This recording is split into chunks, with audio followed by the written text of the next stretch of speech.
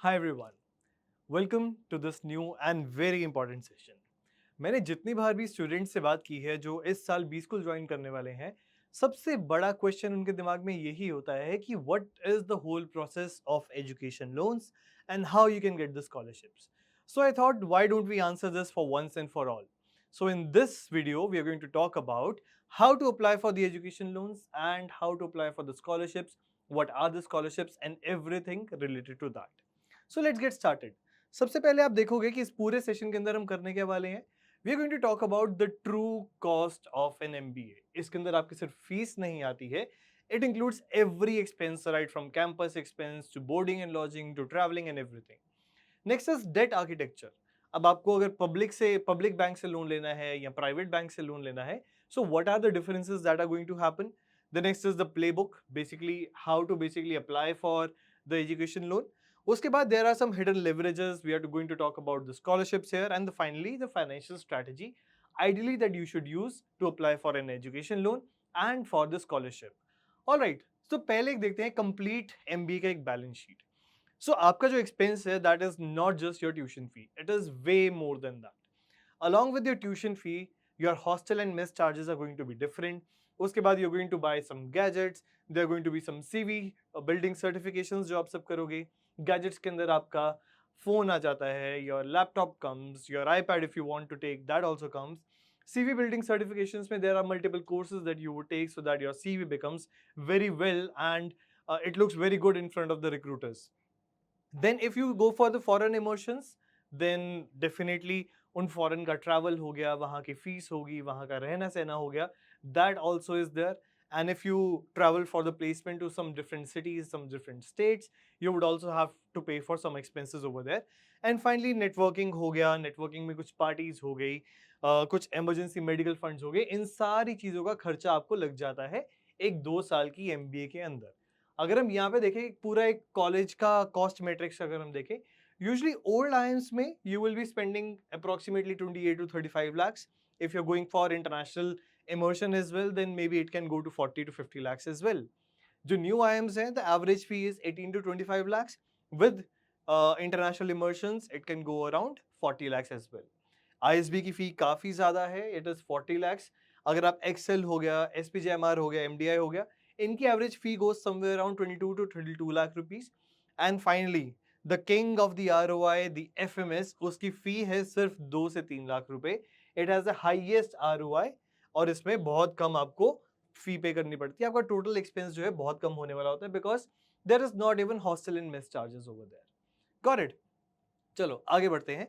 अब एक लेंडिंग का जो इकोसिस्टम है, जो एजुकेशन लोन्स आपको देता है, that is divided into two parts. There is a public sector lending and there is a private sector lending. ठीक है, पब्लिक सेक्टर लेंडिंग पहले देखते हैं. सो पब्लिक सेक्टर लेंडिंग के अंदर जो की लेंडर्स हैं, these are the State Bank of India, the Bank of Baroda, Canara Bank, Punjab national Bank, ये सारे आपको लोन्स देते हैं. और आप देखोगे कि 90 to 95% ऑफ द स्टूडेंट्स जिन्होंने एजुकेशन लोन लिया होता है, they prefer public sector banks only. क्यों? क्योंकि यहाँ पे इंटरेस्ट रेट बहुत कम होता है.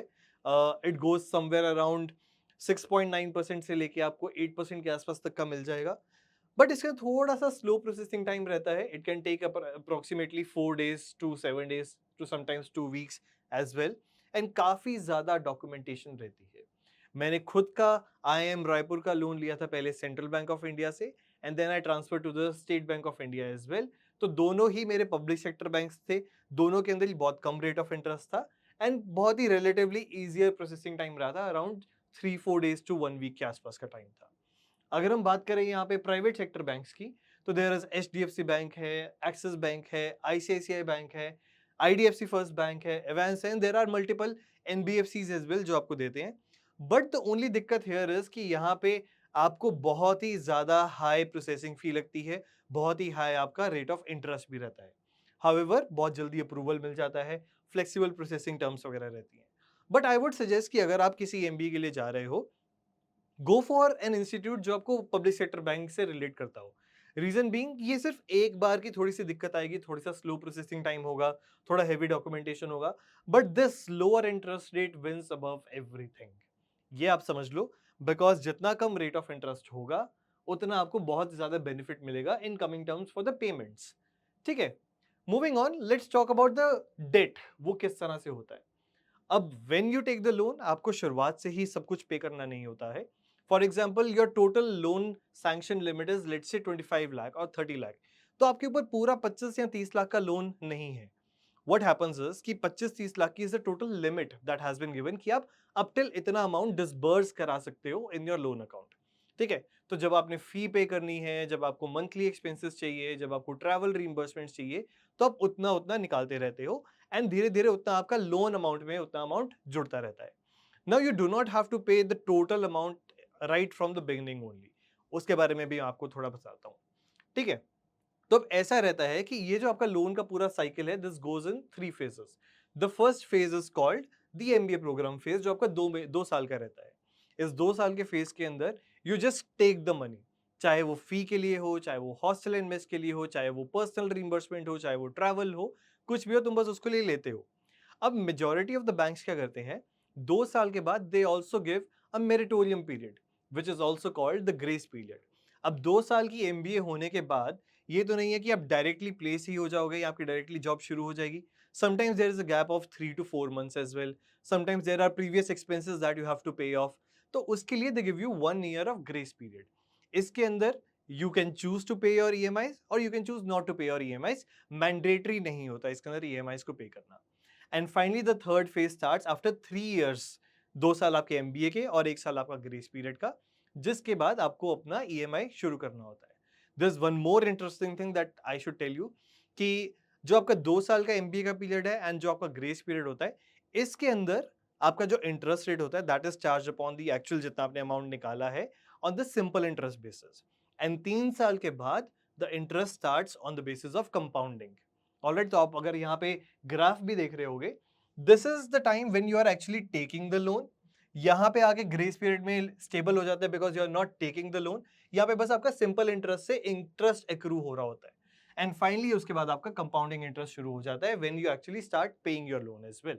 Okay, so this is how your whole debt restructuring happens in your EMIs for your education loan. Okay, next बात करते हैं इंस्टीट्यूशन लोन आर्किटेक्चर। एक एसबीआई का मॉडल देखते हैं बिकॉज उससे मैंने लिया था। सो ये जो है ये बहुत ही ज्यादा डोमिनेंट चॉइस रहता है for all the premier institutes out there, be it old IIMs, be it new IIMs, be it baby IIMs या बी इट नॉन आईएम्स जो काफी अच्छे लेवल पर है। ये एक हाईली स्ट्रक्चर्ड प्रोसेस रहता है और इनक्रेडिबल स्केल है, मैक्सिमम कवरेज है, लेकिन थोड़े से इसके टर्म्स जो है थोड़े रिजिड रह सकते हैं। However, if you talk about the private और the fintech model, यहाँ पे key players जैसे मैंने बताया था HDFC, Axis, ICICI हो सकते हैं। They're very aggressive competition in tier 1B schools, ठीक है, because उन्हें लगता है कि वहाँ पे जाएंगे लोग तो definitely the salary packages would be higher and they will be having premium customers for the bank itself. They are very hyper customer focused, maybe वो आपको public sector banks में नहीं मिलेगा, बट यहाँ पे आपको थोड़ा सा कंपैरिजन करना पड़ सकता है सारे क्लॉजेस के अंदर because there could be a lot of hidden charges that you would have to take care of. Alright? Okay, तो अब हम बात करते हैं कोलेट्रल डिवाइड के बारे में। काफी लोग पूछते हैं कि भाई एजुकेशन लोन जो है वो 20 लाख का हो सकता है, it can be 25 lakhs, it could be 30 lakhs, it could be 50 lakhs as well. तो क्या इसके लिए you have to give some collateral? The bigger answer is no. अगर आप एक प्रीमियम बी स्कूल में हो, अगर आप एक आईएम में हो या अगर आप एक टॉप टियर नॉन आईएम के अंदर हो, फॉर एग्जांपल एक्सएलआरआई हो गया, एमडीआई हो गया, वहां पे आपको कोलैटरल देना ही नहीं होता। तो there are two kinds of loans. Collateral loans है जिसमें प्रॉपर्टी हो गया, एफडीज हो गया, ये सारी चीजें आपको देनी पड़ती हैं। Majorly this goes for non premium B schools जहां पे आपको ये सारी चीजें सबमिट करनी होगी as a collateral. However non collaterals के अंदर आपका पेडिग्री मैटर करता है। पेडिग्री एज इन कि आप किस आईएम में जा रहे हो, वो आपकी उस आईएम को ट्रस्ट करेगा कि हाँ यहाँ से प्लेस होने के बाद this person is capable enough to pay all the EMIs at the right time. Okay, extremely fast processing होती है, बहुत ही कम पेपर वर्क होता है एंड बहुत ही जल्दी हो जाता है आपका इसके अंदर लोन प्रोसेस। ठीक है, अब एक स्टेप बाय स्टेप प्रोसेस देख लेते हैं how the loan actually gets processed. सबसे पहले you convert your B school, for example if you convert I M Ahmedabad और बैंगलोर और कैलकाटा, आपके पास एक उसका मेल आया होगा, अ प्रोविजनल एडमिशन मेल। तो you need an official admission offer letter first, nothing starts without it definitely. Second thing is compare. आपको SBI, Punjab national Bank वगैरह वगैरह सारों को आप कंपेयर कर लो, see which interest rate is very less, what is the processing fee, what are the hidden charges and everything. एक चीज आप ध्यान में रखना कि इनके जो इंटरेस्ट रेट्स होते हैं these are on the floating basis, मतलब कि वो रेपो रेट के साथ लिंक्ड होते हैं। अगर रेपो रेट कम होगा तो आपका इंटरेस्ट रेट भी कम हो जाएगा, अगर आपका रेपो रेट इंक्रीज होगा तो आपका इंटरेस्ट रेट भी इंक्रीज हो जाएगा। अगर मैं अपना पर्सनल एग्जांपल दूं, I remember when I took my loan, when I availed my loan, तो उस टाइम पे द इंटरेस्ट रेट वाज 8.1 और 8.2 something. Currently it stands eight 6.9%, because repo rate 2 साल में 3 साल में बहुत ज्यादा कम हो गया था। Alright, third is documents. तो उसके बाद आप बैंक से कांटेक्ट करते हो, बैंक आपको एक लिस्ट ऑफ डॉक्यूमेंट्स देता है जो आपको सबमिट करने हैं। It includes your provisional letter, your Aadhaar card, your co applicant proof, etcetera etcetera, वो सारा कुछ आपका लगता है। Finally your total above sanction amount is sanction. तो for example if your upper limit is 30 lakh rupees, तो आपको 30 लाख का लोन सैंक्शन हो जाएगा। अगेन, आपको जो इंटरेस्ट है वो 30 लाख के ऊपर नहीं लगेगा। अगर आप इसमें से सिर्फ 22 लाख रुपए डिसबर्स करा रहे हो तो सिर्फ उसी के ऊपर आपका इंटरेस्ट रेट एप्लीकेबल होगा। And finally this is a disbursement, जब आप फंड्स लेते हो तो फी जो है वो डायरेक्टली बैंक आपके इंस्टीट्यूट को दे देता है। जो हॉस्टल एंड मेस चार्जेस हैं वो भी बैंक आपको डायरेक्टली आपके कॉलेज को दे देता है। लेकिन जो पर्सनल डिसबर्समेंट्स वगैरह होती हैं, पर्सनल एक्सपेंसेस के लिए हो गया, ट्रैवलिंग एक्सपेंसेस के लिए हो गया, वो ये आपको डायरेक्टली आपके बैंक अकाउंट में ट्रांसफर कर देता है। Alright, moving on, verification matrix. अब डेफिनेटली जो बैंक्स हैं उनको वेरीफाई भी करना है कि भाई ये स्टूडेंट सही है भी कि नहीं है, कि उसने कुछ डुप्लीकेट मेल्स तो नहीं लगा दिए हैं, कुछ भी ऐसे। तो स्टूडेंट प्रूफ के अंदर आपका ऑफर लेटर कंफर्म चाहिए, आपका कैट का स्कोर कार्ड कंफर्म चाहिए होता है, आपका Aadhaar card and PAN card confirm चाहिए होता है, और आपकी 10th 12th एंड डिग्री की ट्रांसक्रिप्ट चाहिए होती है। ऑन दी अदर हैंड, को एप्लीकेंट काफी जगहों पे एप्लीकेबल होता है, काफी जगह पे एप्लीकेबल नहीं होता है। को एप्लीकेंट आपके मदर, फादर या कोई भी ऐसा पर्सन जिसके ऊपर वो इंश्योर हो सके कि हाँ ये करा देंगे इसका। बाकी again in lot of IIMs co applicant also is not required. तो उनके इनकम प्रूफ, उनकी सैलरी स्लिप्स, उनके आईटीआरस और उनकी बैंक स्टेटमेंट्स लगती हैं if the co applicant is applicable. And finally additional requirements could be very basic, like passport size photo हो गए, मार्जिन मनी प्रूफ हो गया, प्रॉपर्टी पेपर्स हो गए। ये उसके लिए अगर कोलैटरल वगैरह है तभी वो एप्लीकेबल रहेगा। ठीक है, अब मैं आपको एक एग्जांपल दिखाता हूं। So this is my email जो मैंने अपने टाइम पे when I wanted to open my account, my loan account, तो मैंने भेजा था। So dear team please help with the formation request. तो मैंने ये सारे डॉक्यूमेंट्स उन्हें भेजे थे। अगर आपको ध्यान से दिखाऊं तो I send them my pan card, my Aadhaar card, my 10th 12th की मार्कशीट, माय ग्रेजुएशन की मार्कशीट, मेरा IIM रायपुर का कंफर्मेशन मेल, मेरा फी स्ट्रक्चर, और उसके बाद लोन की बाकी सारी डिटेल्स जो मैंने उनको भेजनी थी। ठीक है, so this is how you have to send the documents to your bank जिसके साथ आप अप्लाई करना चाहते हो for the education loan. And this is one example of email जिसके अंदर मैं बैंक को बोल रहा था कि आप मेरे कॉलेज को टर्म 5 की फी पे कर दो। उसके अंदर मैंने क्या भेजा था उनको, मेरे 4th सेमेस्टर की रिसीप्ट भेजी थी कि हाँ मैं 4th सेमेस्टर की फी पेमेंट हो चुकी है। Demand letter from college, so college आपको हर सेमेस्टर में एक डिमांड लेटर भेजता है कि प्लीज पे दिस टर्म्स फी, उस फी में इतनी अमाउंट है, उसका ये ब्रेकअप है, वो सब कुछ होता है। तो डिमांड लेटर आपको भेजना होता है। तो उसके बाद आता है रिजल्ट ऑफ 3rd सेमेस्टर।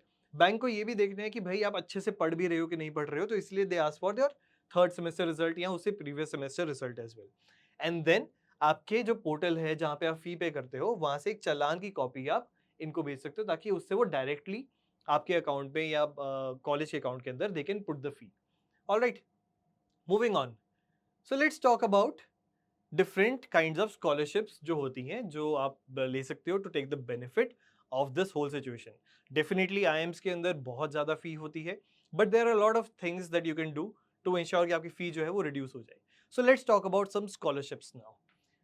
तो स्कॉलरशिप्स के अंदर सबसे पहले एंड सबसे इंपॉर्टेंट और सबसे ज्यादा फेमस स्कॉलरशिप जो है वो आती है, दैट इज प्रेस्टीज कैपिटल, जो है आदित्य बिरला ग्रुप की तरफ से। ठीक है, it is one of the most prestigious scholarships जो सिर्फ merit and personality driven scholarship होती है, मतलब आपको मेरिट बेस के ऊपर ही आपको ये स्कॉलरशिप मिलेगी। इसका जो मेन टारगेट है, it is majorly for the old IIMs, majorly for the XLRI, majorly for the other upcoming IIMs as well. ठीक है, वो सिर्फ टॉप इंस्टीट्यूट्स के अंदर जाती है। ठीक है, इवैल्यूएशन है वो नीड बेसिस पे नहीं होती, वो स्ट्रिक्टली इवैल्यूएट करती है कि आपका लीडरशिप पोटेंशियल क्या है, आपकी एकेडमिक कंसिस्टेंसी क्या है, आप किस तरह के मार्क्स स्कोर कर रहे हो, what is your communication skills, वो सारी चीजें आपको इवैल्यूएट की जाती हैं। ठीक है, उसके बाद जो प्रोसेस होता है, इंस्टीट्यूट की तरफ से शॉर्टलिस्टिंग होती है, उसके बाद एक आपको एसे या एक एप्लीकेशन आपको लिखना पड़ता है, आदित्य बिरला ग्रुप को, एंड एक फाइनल इंटरव्यू होता है so that they can evaluate if the person or the candidate is good enough for the loan or for the scholarship और नॉट. जिसका रियल वैल्यू है, the brand value and the network are immense. Getting shortlist is a top tier CV point regardless of winning. तो अगर आपको Aditya Birla group की तरफ से scholarship मिल भी गई है, that itself becomes a CV point for you, because इनका खुद का इतना बड़ा स्क्रीनिंग प्रोसेस होता है कि if you are going through that, if you get selected for this, तो definitely it is a good thing to add in your CV. Next अगर हम बात करें, this is an OP Jindal group की scholarship which is called identifying future leaders. So OP Jindal जो है, OP Jindal engineering and management scholarship की तरफ से होता है. फिलोसफी है ये स्ट्रिक्टली फ्यूचर कॉर्पोरेट लीडर्स को देता है rather than just academic toppers. तो इसके लिए आपको मेरिट लाने की जरूरत नहीं है, बहुत अच्छे मार्क्स लाने की जरूरत नहीं है. You have to show the capability of becoming a future leader or the future manager. Selection mechanics जो होते हैं, it is driven by faculty recommendations. Faculty recommend करती है कि if this person is good enough or not. Leadership indicators and interview evaluations, वो again आपका interview लेते हैं, वो आपको इवैल्यूएट करते हैं और बताते हैं if this person is good enough for this scholarship और not. Next is Tata ecosystem की तरफ से होता है कम्युनिटी फंडिंग. एक कॉम्प्रिहेंसिव फाइनेंशियल असिस्टेंस है जो टाटा अपने ट्रस्ट के थ्रू, एंडाउमेंट्स के थ्रू एंड ग्रांट्स के थ्रू आपको प्रोवाइड करता है. So it is not a standardised scholarship. It operates through multiple Tata trust के एवेन्यू से वो ऑपरेट करता है. फोकस इज, हमें नीड बेस्ड सपोर्ट वो देते हैं. अगर फैमिली इनकम कम है या सोशल इम्पैक्ट उनको जनरेट करना है या एजुकेशनल मेरिट है, तो उसके बेसिस पर ही आपको ये वाली स्कॉलरशिप मिल सकती है. इसका एडवांटेज ये है कि ये बहुत ही कम, एक तो पब्लिकली हाइप्ड स्कॉलरशिप है, ठीक है, मतलब कि कंपेटिटिव अवेयरनेस इसके अंदर बहुत कम है लोगों को. आप इसके अंदर अप्लाई कर सकते हो. Competition to apply and to get this scholarship is very less, and hence there are high chances for you to getting this kind of scholarship. Okay, moving on, the underrated engine alumni and preparations. तो आपका alumni network जो है उसमें भी काफी सारे लोग होते हैं जिन्होंने अपने खुद के ट्रस्ट खोले होते हैं to help the upcoming students of the same college, same cohort. तो alumni funded scholarships होती हैं. जो highly successful alumni होते हैं वो often targeted emotionally driven scholarships दे देते हैं आने वाले लोगों को.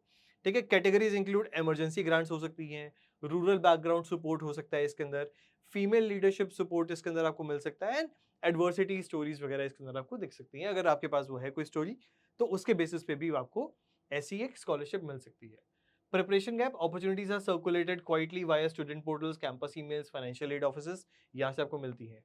ठीक है, तो इसके लिए आपको प्रॉपरली अपने एसओपी बना के रखना होगा, आपको इनकम डॉक्यूमेंट्स बना के रखने होंगे, अचीवमेंट जो आपने अभी तक की है वो सब बना के रखनी होगी, रिकमेंडेशन लेटर्स तैयार रखनी पड़ेंगी ताकि वो सारी चीजें आप आगे चल के इनको भेज सको if they ask for it, and then you can actually avail these kind of scholarships and grants and support.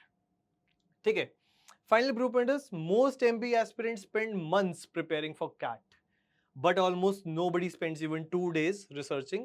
Lack of awareness can cost lakhs. ठीक है, अगर आपने थोड़ा सा भी सोचा होगा, अगर इंटरेस्ट रेट के अंदर 0.2 या 0.3% का भी फर्क होगा, आपका टोटल ईएमआई के अंदर लैक्स का डिफरेंट आ सकता है. ठीक है, तो इसीलिए अच्छे से आप कंपेयर करो, अच्छे से अपना डॉसियर रेडी करो with all the documents, and finally हर एक चीज को ट्रैक करो अच्छे से, ताकि पता चले कौन सी चीज कहाँ पे मूव हो रही है, and you can apply accordingly to all those places. ठीक है, सो अभी हमने क्या किया है कि ये जितनी भी इंफॉर्मेशन है, this is very less available information in the public. People are not connected to the right kind of people. So hence we have started a Jumpstart MBA Survival Skills course. It is the best course if you want to take, if you want to prepare for your MBA. So why do I say MBA and not CAT? So basically ऐसा होता है कि जो लोग for example engineering students हैं, they have never prepared finance or economics. जो commerce students हैं या जो नॉन मैथ स्टूडेंट्स हैं, they do not know anything about quants, and once they enter their B schools, first semester में they are bombarded with their academics, their CV preparation, the clubs and committee recruitment, case competitions, और इन सारी चीज़ों के अंदर they get lost into कि academics वो करें कैसे. इसके सपोर्ट के लिए we are providing you all these things. हमारे सेल्स एंड मार्केटिंग के मॉड्यूल हैं, इकोनॉमिक्स के मॉड्यूल है, फाइनेंस का मॉड्यूल है, tools like Excel and PowerPoint is there, and lot of other things as well. Along with that, you are getting a lot of support in terms of we are having 230 IIM के question papers sourced across different years, जो आपको बहुत ज़्यादा support करेंगे in performing well in your academics in your B school. So this course is of 100 to 120 hours, जो trainer led content होगा, recorded videos available रहेंगी आपके पास, you can watch those and this will actually help you in your 2 years of MBA because वहां पर जाके जो आप एक बेसिक सवाल पूछने से पहले डरोगे कि कहीं मैं खराब ना लगूं पूरे के पूरे बैच के अंदर, this course is going to be a solution for those things. Every basic of every aspect of an MBA is covered in this course. ठीक है, one-to-one mentorship. You will also be connected with a lot of alumni from different B schools across the 2 years. आपको जो भी resource चाहिए, जो भी help चाहिए, सारी चीजें इस jump start MBA survival skills course के अंदर अवेलेबल हैं. So if you want to know more details about this course, if you want to have a proper guidance through your MBA, through your case competition preparation, through your summer internship preparation and through your final placements as well, uske liye do not wait anymore. Check the description below and you will get a link. Go and enroll in this course. Thank you.